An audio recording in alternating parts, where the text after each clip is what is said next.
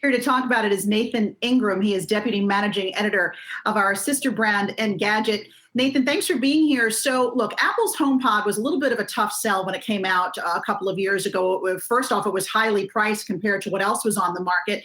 This Mini, though, $100. You had a chance to take it for a test drive. What did you think?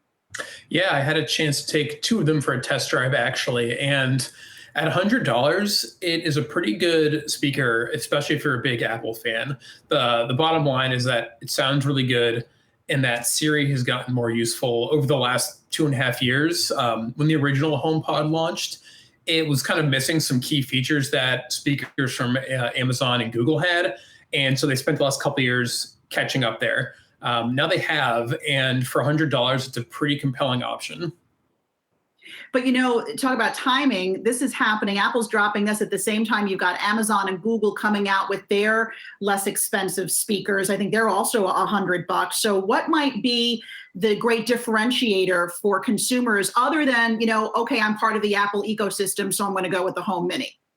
Yeah, so I'll say that it's smaller than both of those new speakers from Amazon and Google. So if you're like tight on space, it's a good option. It's really about the size of like an orange in your hand, so it's very small. Not that the Echo and the Nest Audio are very large, but if space is a premium, that's one reason.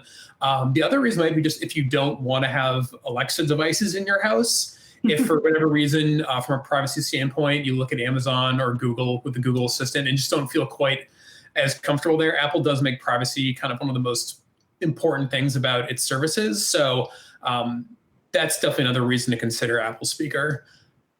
For you, are all three of those speakers in terms of sound quality pretty comparable? So I will say that Amazon's latest Echo sounds really, really excellent for its price point for $100. The HomePod Mini doesn't quite stack up there, nor does the Nest Audio. Not that those sound bad on their own, but if you put them side by side in a room and listen to them, the Echo would clearly be the better one. So if you're a big music fan and don't mind Alexa, I would say that like the Echo is probably your best option. All right, I want to squeeze in this Mac upgrade, the Big Sur. I know it's a free upgrade, so cost is not part of this equation, but what did you think of the upgrade?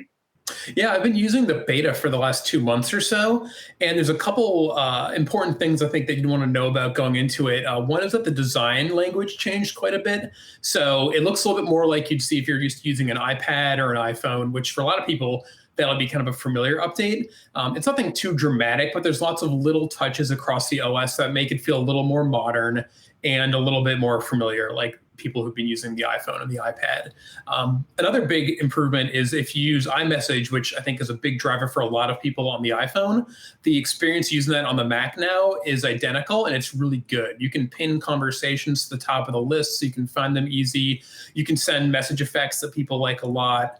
You can create your own Memoji, which is a little emoji that looks like you on your Mac, and send those. So if you're used to these features on an iPhone, you'll be happy to see them show up on your Mac. Those are just a couple things, but there's a lot under the hood that's changed.